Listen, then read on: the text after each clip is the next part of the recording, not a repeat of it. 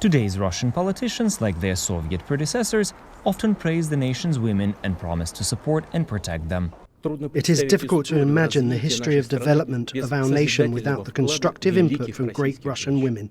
But human rights activists say official statistics on the state of women in Russia show the government's policies on gender equality need improvement. Out of the 21 million people who live below the poverty line in Russia, 67% are women. The gender pay gap is 27 to 30%. Campaigners are especially concerned with domestic violence in Russia, usually at the hands of men.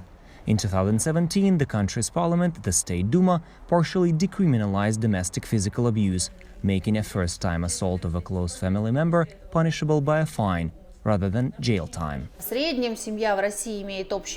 Generally, an average Russian family has a shared budget. Imagine, he beats her up and then pays the fine with her money. The government says the number of domestic violence cases reported to police dropped by nearly half since the law was enacted.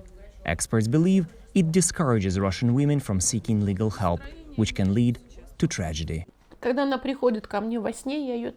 When she comes to me in my dreams, I see her so clearly. I hug her, touch her, she hugs me back, my only little girl.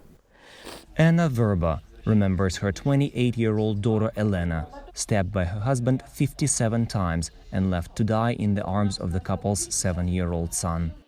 They have legalized murder. Nobody tries to stop this. What kind of justice is it? She blames the new relaxed law and police inaction for the death of her daughter, saying the authorities ignored calls when Elena's husband attacked her with a knife for the first time, 4 months before the brutal murder.